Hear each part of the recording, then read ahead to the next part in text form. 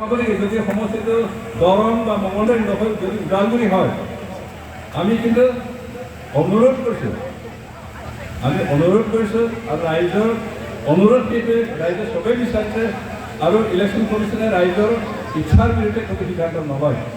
ৰাইজৰ যিখিনি সিদ্ধান্ত ৰাইজৰ লাভ হয় ৰাইজে বিচাৰে ৰাইজে সন্তুষ্ট হৈ থকা এটা সিদ্ধান্ত লয় সেইকাৰণে আমি অনুৰোধ কৰিছোঁ ৰাইজৰ কথাখিনি আমি জনাইছোঁ নিশ্চয় ইলেকশ্যন কমিশ্যনে ৰাইজৰ কথাখিনি শুনিব আৰু ইতিমধ্যে সিদ্ধান্ত হ'ব আৰু আমি 100% আশা কৰিছোঁ যে আমাৰ পাৰ্লিয়ামেণ্ট সমষ্টিৰ নাম মঙলদৈ নহ'ব ওদালগুৰিও নহ'ব কি কয় দৰঙো নহ'ব কিন্তু ওদালগুৰি হ'ব আৰু সেইকাৰণে কেনেকৈ গাদী দখল কৰিব পাৰে তাৰে বিভিন্ন ষড়যন্ত্ৰ ৰচনা কৰি জনসাধাৰণৰ মাজত মিছা অপপ্ৰচাৰ কৰি ইউ পি পি এলৰ পৰা কেনেকৈ ৰাইজক আঁতৰাই নিব পাৰে সেই কথাখিনি তেওঁলোকে চেষ্টা কৰি কাম কৰি আছে তেওঁলোকে য'তেই নাযাওক মিছা অপপ্ৰচাৰ কৰি আছে যে ইউ পি পি এলে এইটো কৰা নাই সেইটো কৰা নাই সেইটো কৰা নাই এনেকৈ বুলিও তেওঁলোকে মিছা প্ৰচাৰ কৰি আছে তেওঁলোকে ফিল্ডত নাযায় আমাৰ গাঁৱত ইউ পি পি এলে কি কাম কৰিছে কি জনসাধাৰণৰ সমস্যা সমাধান কৰিছে ৰাইজৰ কি অভাৱ পূৰণ কৰিছে কথাখিনি তেওঁলোকে নাজানে মাত্ৰ টাউনবিলাকত চহৰবিলাকত ঘূৰি চাকি তেওঁলোকে অকল টাউনৰ কথাখিনি ওপৰত ভিত্তি কৰি তেওঁলোকে বক্তব্য ৰাখিবলৈ আৰম্ভ কৰিছে আমি সেইকাৰণে ইউ পি পি এলৰ তৰফৰ পৰা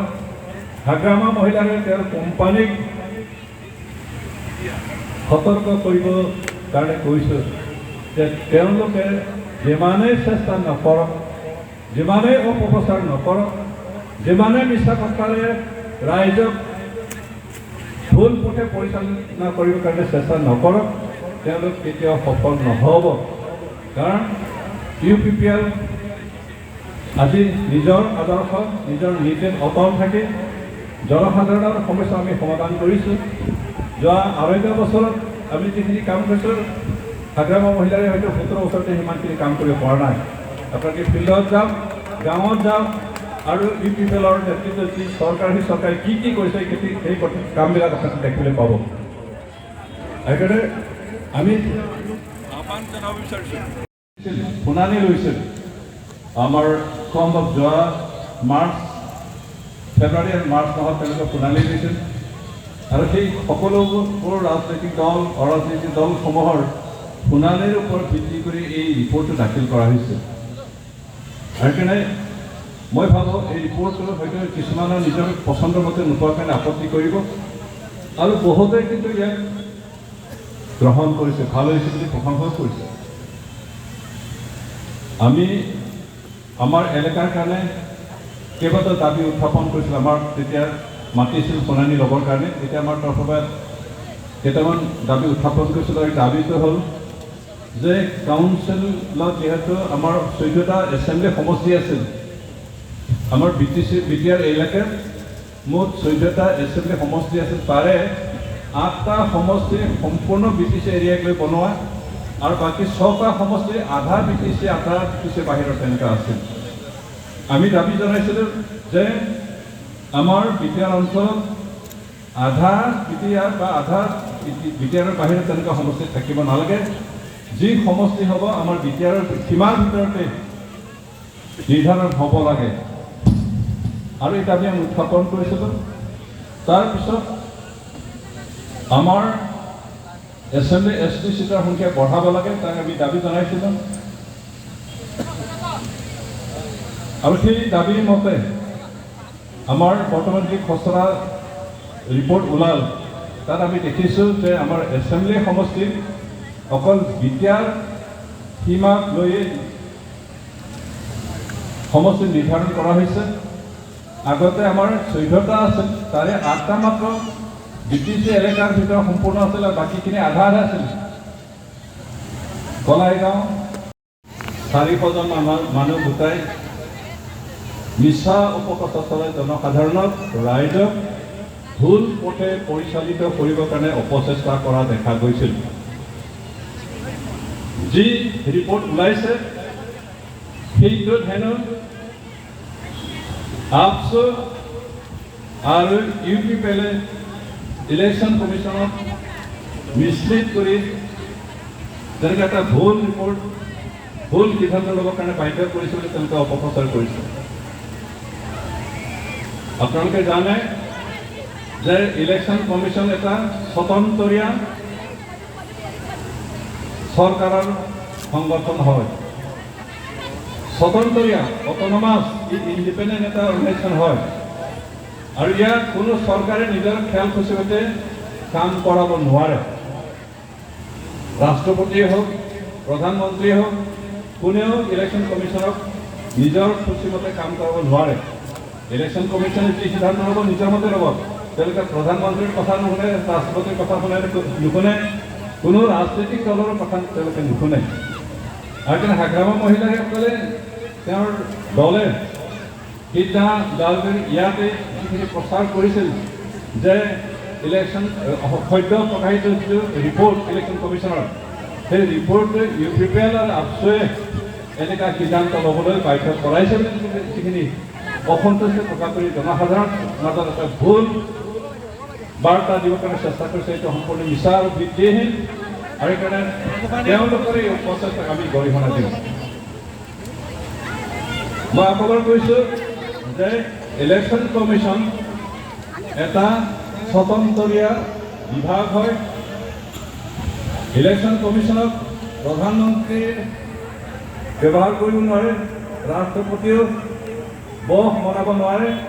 আৰু ইলেকশ্যন কমিশ্যনে যি সিদ্ধান্ত লয় সেই সিদ্ধান্ত স্বতন্ত্ৰ নিজৰ মতে লয়,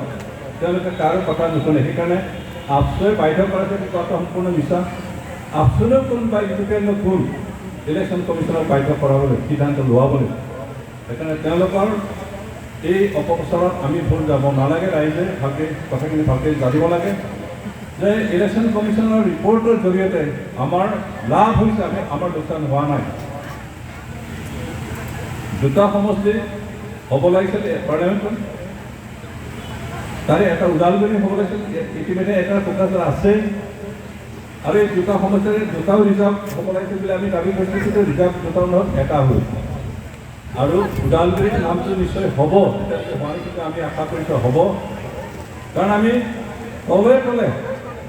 চৰকাৰৰ সহযোগত দিয়াৰ পাছত আমি কেনেকৈ কৰিব পাৰোঁ, কেনেকৈ পাৰোঁ, তলে তলে আমি ইলেকশ্যন কমিশ্যনৰ লগত আলোচনা কৰি কামখিনি আমাৰ কি লক্ষ্য, আমাৰ কি উদ্দেশ্য, আমাৰ কিখিনি কৰিলে ইয়াৰ ৰাইজৰ সুবিধা হ'ব, লাভ হ'ব, তেনেকৈ সিদ্ধান্ত ল'বৰ কাৰণে আমি তেওঁলোকক অনুৰোধ কৰি আছোঁ। আৰু আমি আশা কৰিছোঁ যে ইলেকশ্যন কমিশ্যনে জনসাধাৰণৰ স্বাৰ্থৰ প্ৰতি লক্ষ্য ৰাখি আমি যি অনুৰোধ কৰিছোঁ, আমি যি ৰিকুৱেষ্ট কৰিছোঁ, সেইটো তেওঁলোকে সিদ্ধান্ত শুনিব। আৰু সেইমতে ওদালগুৰি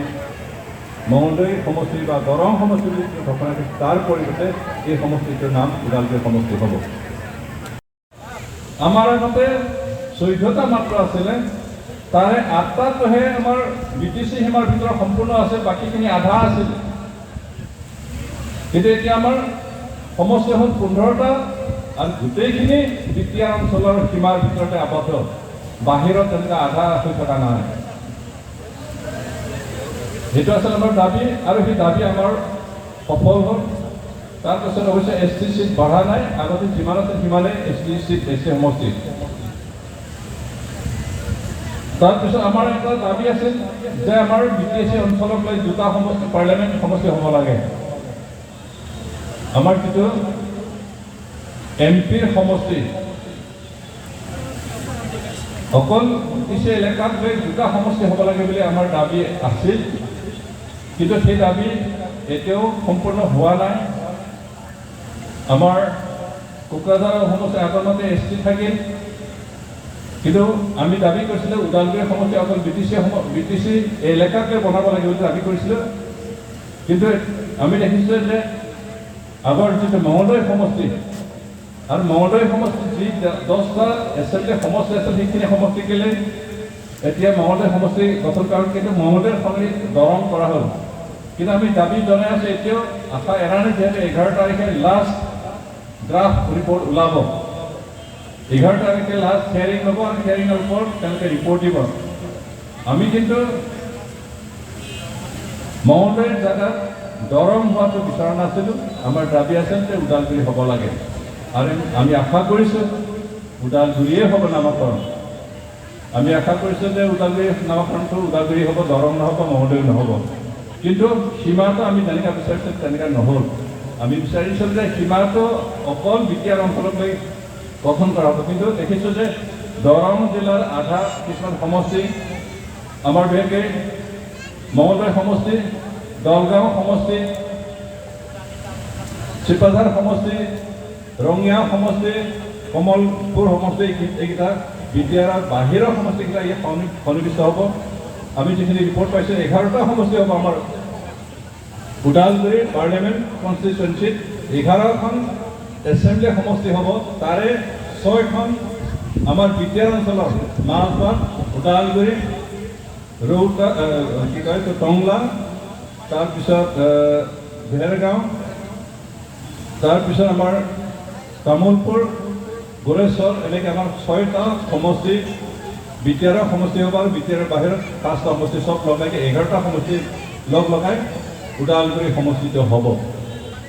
थाखो जिसेयाव मुं थिसननो हांखुर जानाय फरायसाफोरनि थाखाय मोनसे गोनां फोसावथाय रौता नर्थ इस्ट पाब्लिक फरायसालिया नोंथांमोननो मोनसे गोजोनथाव खौरां लाबोदों CBSE जों गनायथि मोननाय रौतानि मुंदांखा नर्थ इस्ट पाब्लिक स्कुलाव दायो थाखो जिसेनि मुं थिसननाया सोलिगासिनो साइन्स आरो आर्ट्स मोन्नैबो स्ट्रीमनि थाखाय रौतानि नर्थ इस्ट पाब्लिक स्कुलाव मुं थिसननाया सोलिगासिनो बे फरायसालियाव थाखोनि फराफारि आयदा फोरोंथायजों लोगोसेयैनो JEE NEET CUET engineering medical entrance आनजादनि थाखाय उफ्रा फोरोंथायबो होनाय जायो बे फरायसालियाव बिजाब बाख्रि फरायसाफोरनि थाखाय हस्टेल आरो गेलेनाय मोसानाय बायदि बायदि केरिकुलार एक्टिभिटिसनि सुबिदा दं गोसो गुदुं फरायसाफोरा दिनैनो दानो नैबे मबाइल नम्बर 8638605769 नङाब्ला 9435184298 आव थोंजों सलाद लानो हागोन